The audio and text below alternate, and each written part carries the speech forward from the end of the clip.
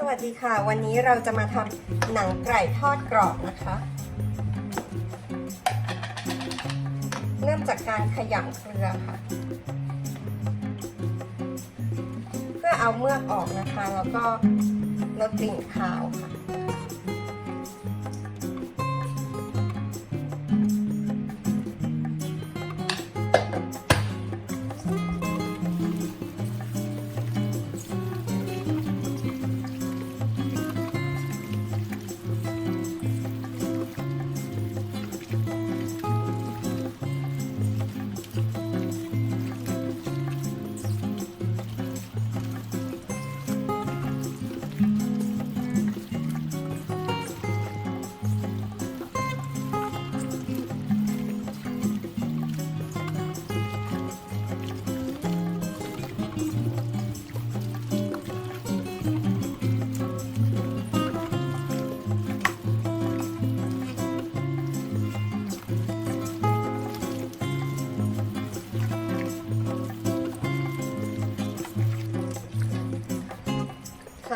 เสร็จแล้วนะคะเราก็จะไป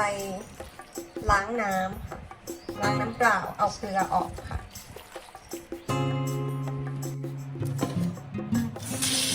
ล้างน้ำเปล่านะคะ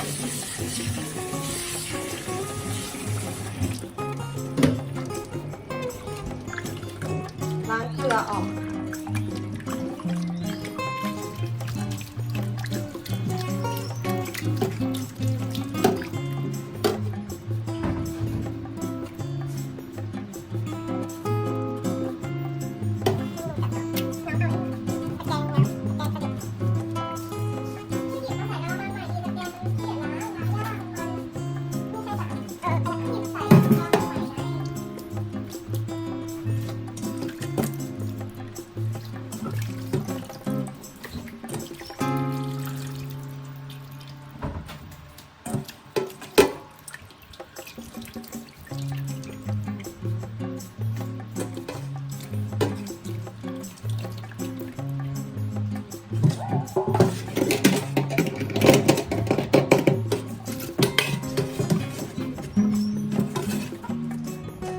เราจะล้างสัก2 น้ำนะคะล้างอีกน้ำหนึ่งค่ะ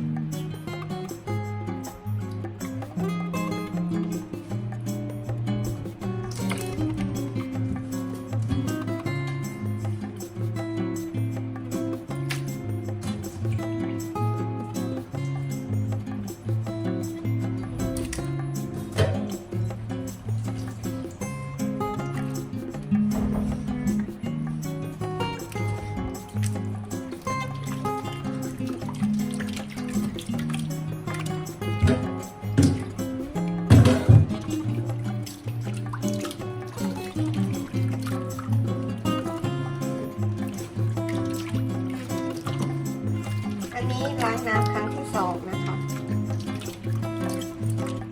จะเห็นว่าน้ำมันใสขึ้นค่ะ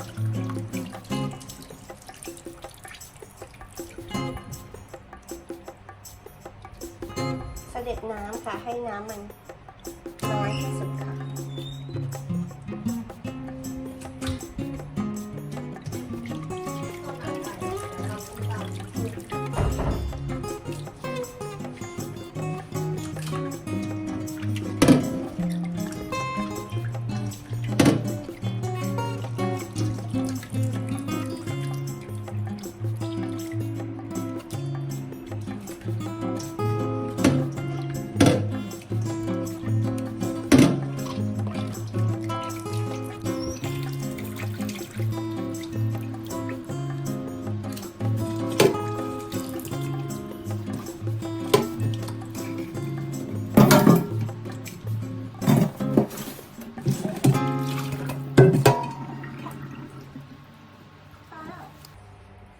นี่ค่ะเราจะเสด็จน้ำออกก่อนนะคะ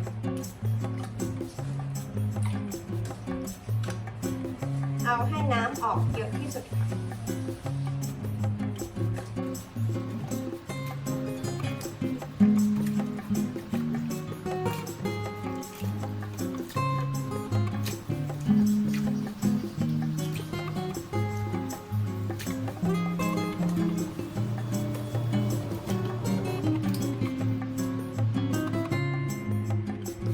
เราจะเริ่มทอดเลยนะคะเปิดเตาค่ะ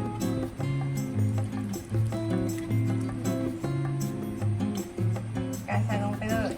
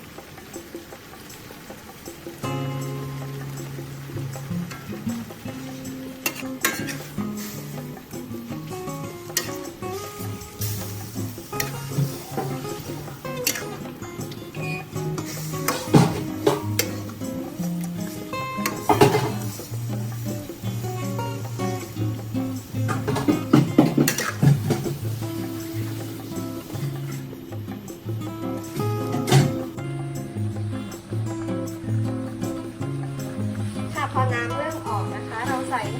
น้ำส้มสายชูค่ะนิดเดียวค่ะกันน้ำมันกระเด็นค่ะ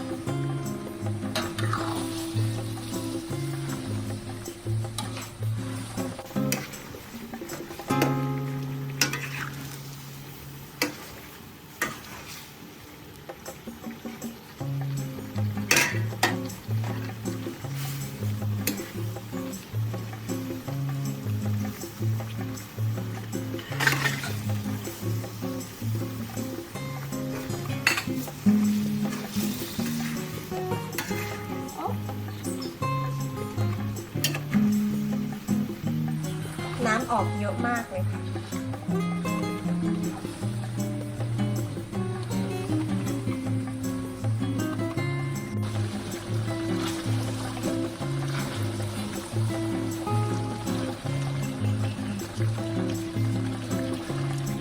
พอน้ำเริ่มออกเยอะๆนะคะเราจะใส่ซอสปรุงรสค่ะฝาเขียวค่ะประมาณครึ่งช้อนโต๊ะก็พอค่ะอย่าใส่เยอะนะคะเพราะว่าเดี๋ยวมันเค็มพอหอมๆค่ะ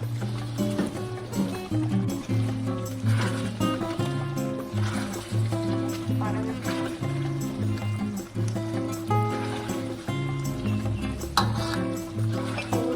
กินอย่างอื่นเนี่ยคือต้มตำเค็มอยู่แล้วเพราะมันไม่ต้องเค็ม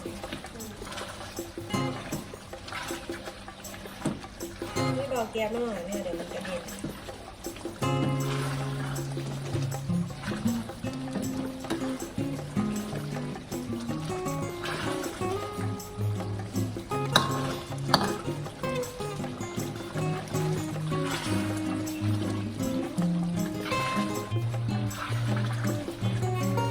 ตอนนี้ก็ผ่านมาประมาณเกือบ20 นาทีแล้วนะคะจะเห็นได้ว่าน้ำนะคะเริ่มเหนียวแล้วค่ะแสดงว่าน้ำมันอาจจะเริ่มออกแล้วค่ะ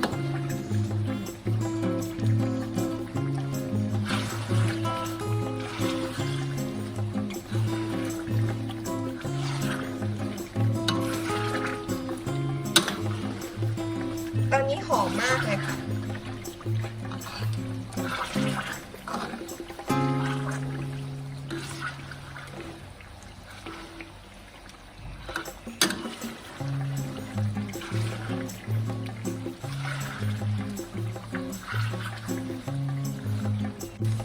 ตอนนี้เริ่มใกล้ได้แล้วนะคะ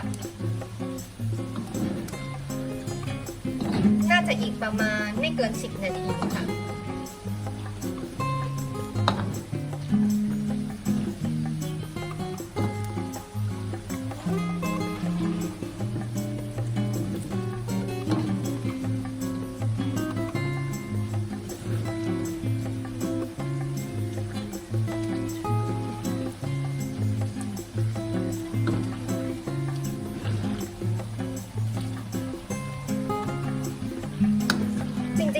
มีเชฟรอนก็ใช้กระทะเชฟรอนก็ได้นะคะ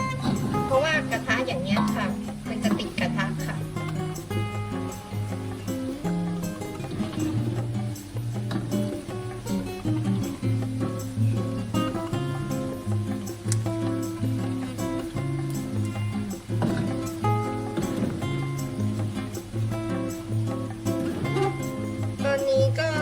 หนังก็เริ่มจะกรอบแล้วค่ะแต่ว่าเดี๋ยวเราจะเอาไปอบทีนึงค่ะไล่น้ำมันแต่ถ้าใครไม่อบก็ทอดต่อไปได้ค่ะมันก็จะกรอบขึ้นค่ะ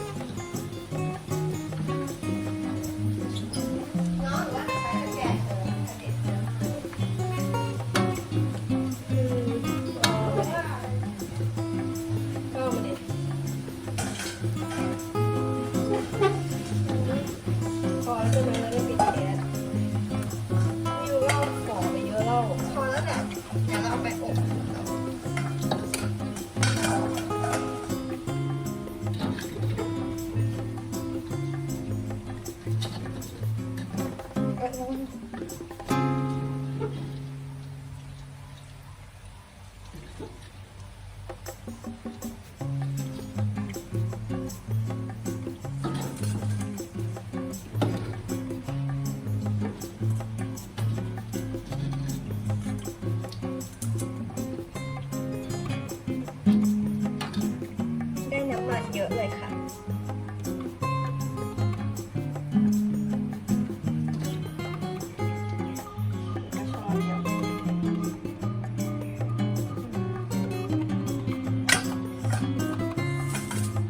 นี่ค่ะ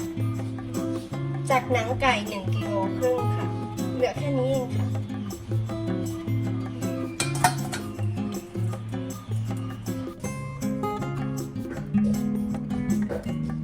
ดูชัดๆค่ะมันก็กรอบมากแล้วนะคะให้ฟังเสียงค่ะ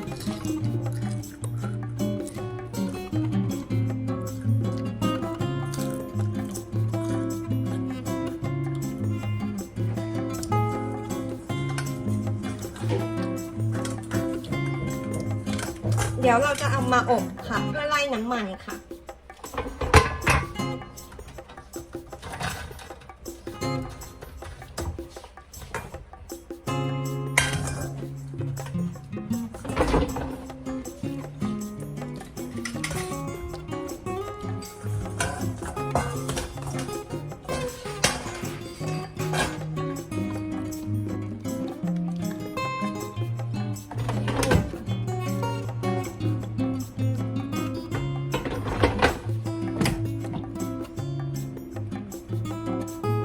เราจะอบประมาณไฟ